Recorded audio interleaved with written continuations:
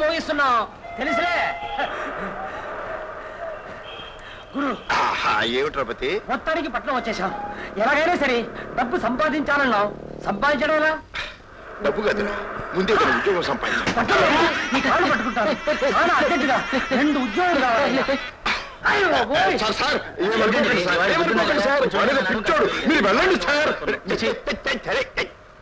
నీకేమైనా బుద్ధి ఉందట్రా? టైం అడిగినట్టు, అగ్గిపెట్టి అడిగినట్టు కనపడ్డ వాళ్ళందరి మీద పడి ఉద్యోగాలు అడుగుతావట్రా? తెలిసిన వాళ్ళను మంచి వాళ్ళని అడగాలరా పట్నంలో.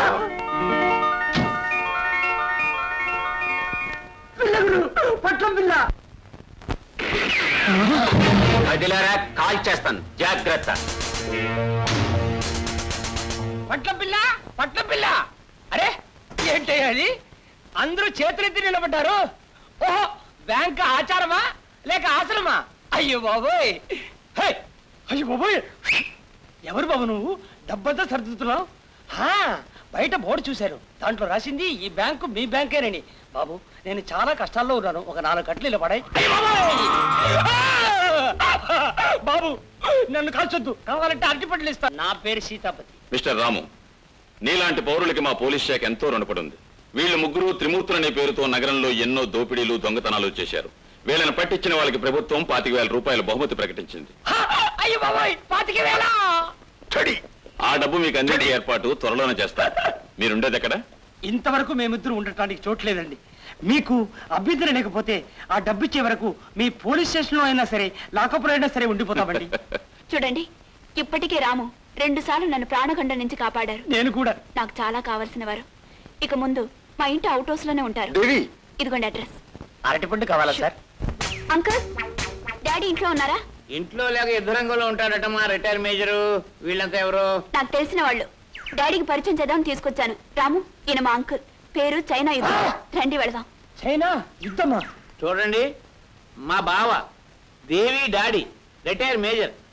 ఆయనకి యుద్ధరంగం ఎప్పుడు జ్ఞాపకం వస్తూ ఉండాలని చుట్టూ ఉండే మనుషులకి, వస్తువులకి యుద్ధరంగానికి సంబంధించిన పేర్లు పెట్టుకున్నాడు. నా పేరు చైనా యుద్ధం. నౌకరు పేరేమో మిషన్ కర్, వంటవాడి పేరేమో ట్యాంకర్. కూతుర్ని అప్పుడప్పుడు ముద్దుగా బాంబర్ అని పిలుస్తూ ఉంటాడు. ఇంకా నయం, యుద్ధ రంగంలో పిలువపోయాడు. వేళకోవడం కాదు, మీకు ఆయనతో పని కావాలంటే మీరిద్దరూ కూడా యుద్ధరంగానికి సంబంధించిన పేర్లు పెట్టుకోవాలి. అలాగా గురు, మన ఇద్దరికి మంచి పేరు ఆలోచించాను, రాపోదాం. చూడండి చైనా యుద్ధం గారు. మై గాడ్, అంత పని జరిగిందామా? అవును డాడీ, నన్ను కాపాడినతను మీకు పరిచయం చేయాలని ఇక్కడికి తీసుకొచ్చాను. Is it very good.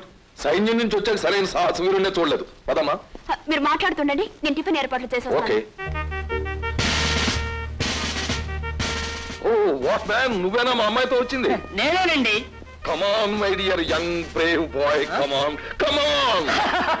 నీలాంటి వీరులు ఈ దేశానికి చాలా అవసరం. అవసరమనే నేను ఈ దేశంలో ఉన్నానండి. నీ పేరేమిటో? Dare devil. బుల్లెట్ బాబులండి.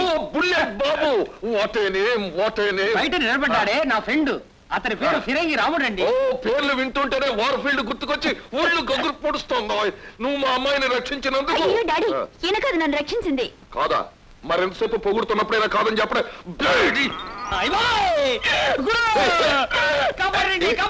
యుద్ధం జరగబోయేది. అది కాదు రాము, సీతాపతిని నువ్వు అనుకుని పొరపాటు పడ్డారు మా డాడీ. ఓ నమస్కారం అండి. డాడీ, నేను చెప్పానే, ఆయనే అయినా మిస్టర్ రాము. ఇవాళ త్రిమూర్తుల్ని పట్టుకున్నది కూడా ఆయనే. Come on my dear young man, సాహస యోధుడంటే ఇలా ఉండాలి. డాడీ, వీళ్ళకు ఉండటానికి చోట్లేదట. మన అవుట్ హౌస్ ఖాళీగానే ఉంది కదా. అబ్బాయి ఎందుకని మీకు అంత శ్రమ? శ్రమ ఉంది, అసలే ఇంటికి ఒక్క వీరుండే ఉన్నా, నేను కుమిలిపోతున్నాను. నీలాంటి యోధుడు కూడా ఉంటే మాకు గర్వకారణం. అమ్మాయి, అవుట్ హౌస్ తీసుకు. థ్యాంక్ యూ డాడీ, రండి. Thank you sir. ఏమండి, అవుట్ హౌస్ లో ఫ్యాన్ ఉందా? ఎందుకంటే మా వాడు చిన్నప్పటి నుంచి చాలా సుకుమారంగా పెరిగాడు. చీమ ధూమ పుడితే తట్టుకోలేడు. అందుకే మీ ఇదేంటిది, కోడి కల్లో ఉందే. ఛే, నువ్వా? పుష్ప, మీ సవితల్లి అడ్డమైన పనులు చెప్తుందని నీకు బాధ ఎందుకు?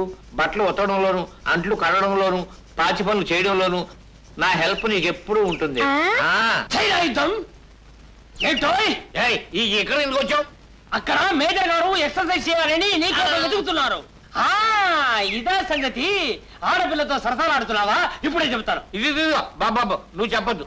ఇదిగో పుష్ప, ఆయన గన్ పట్టుకుని నా మీద యుద్ధానికి వస్తాడు. నేను వెళ్ళిపోతున్నాను, నువ్వు లోపలికి వెళ్ళిపో. వెళ్ళిపో వెళ్ళిపో.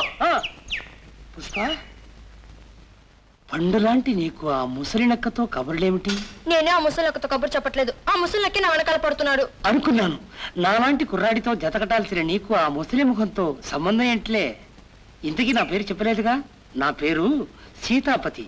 కానీ నువ్వు మాత్రం నన్ను ముద్దుగా సీత అని పిలు. సీత, ఆ? నీ సిగముడి ఎంత చక్కగా ఉందో. నచ్చిందా? ఉమ్. అయితే రోజు నువ్వే నాకు తలదువ్వి జడేయాలమ్మా. అలాగే. పుష్ప, అయ్యో నా సవితల్లి పిలుస్తుంది. జడతో ప్రారంభం, జంట దాకా పోవాలి.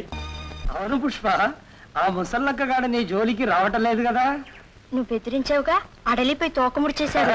లేకపోతే వాడేంటి మన మధ్యన వెళ్ళంలాగా? నువ్వు అమ్మా, ఇవాళ ఆదివారం కదా, పువ్వు పెట్టావా? ఏమిటో ఈ గోడ దగ్గర చేరాం? సూర్య నమస్కారం చేసుకుంటున్నాను. ఆహా, ఎక్కడా చోట్లేనట్టు ఈ గోడ దగ్గర సూర్య నమస్కారాలు. ఆహా! సతీ! ఏయ్! ఇదే నీ సూర్య నమస్కారాలు కదా? ఈ దిక్కుమాల శిఖముడితో పక్కింటి పిల్లని వల్ల వేసుకుంటావా?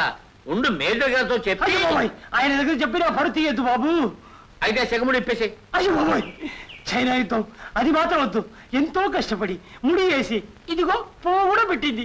పువ్వు కూడా పెట్టింది. అయ్యో అయ్యో అయ్యో పుష్ప, పుష్ప లేదు, పుష్ప లేదు. పుష్ప పోయింది. కోతి వేషాలు లేకుండా కుదురుగా పడుండు, లేకపోతే గుండు గురికి సొన్నబుడ్డ పెడతా. ఒరేయ్, చైనా యుద్ధం ఇదిగో మేజర్ గారి ముందు నిన్ను అల్లరి పాలు చేసేంత వరకు ఈ ఊడిన సిగని ముడి వెయ్యడు ఈ సీతాపతి. ఇదే నా శబదం, చాణక్య లాంటి సీతాపతి శబదం. ఈయా